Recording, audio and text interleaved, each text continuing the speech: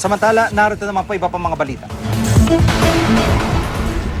Isang magsasaka sa Dinalupihan, Bataan ang napatay matapos umanong pagtatagain ng lalaking tumangay raw sa kanyang asawa. Umamin ang 58 taong gulang na sospek na si Dominador Lansangan na nakaaway niya ang 55 taong gulang na biktimang si Rolando Igmat. Sumama na daw kasi sa sospek ang asawa ng biktima. Hindi naman daw pinuruhan ni Lansangan si Igmat pero dugo ang bangkay na nang matagpuan sa talahiban ng biktima.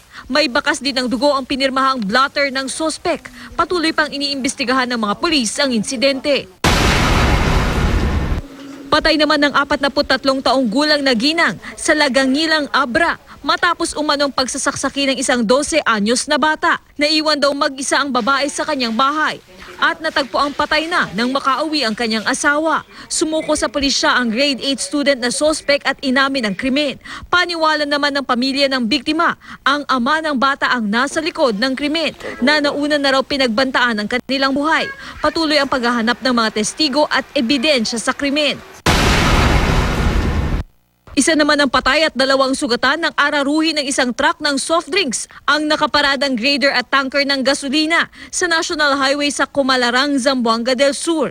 Ayon sa investigasyon, nawalan umano ng preno ang truck ng soft drinks na dumiretso sa gilid ng kalsada kung nasaan ang grader ng DPWH at ang tanker.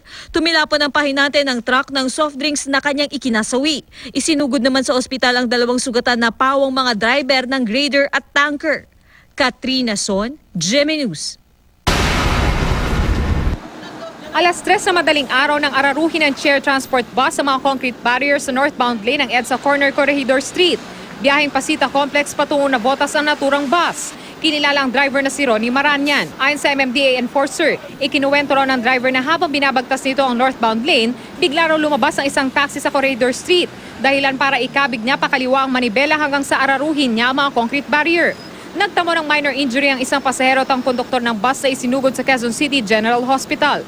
Dinala naman sa Quezon City Traffic Sector 6 si Maranyan na maharap sa kasong reckless imprudence resulting in multiple physical injuries and damage to property. Sir, mensahe na rin sa mga motorista, sir, pag madaling araw, walang masyadong sasakyan, baka masyado silang natutuwa. Kailangan mabagal lang, lalo na pag may intersection. Kasi di natin alam, may biglang lalabas.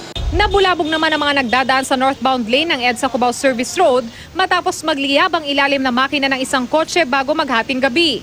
Agad namang napula ang apoy matapos rumisponde ang mga tauhan ng Quezon City Bureau of Fire Protection. Pero nagdulot ng pagsisikip ng daloy ng trapiko ang insidente. Wala naman nasaktan sa insidente ngunit hindi mahagilap ang driver na agad umalis. Von Aquino, GMA News.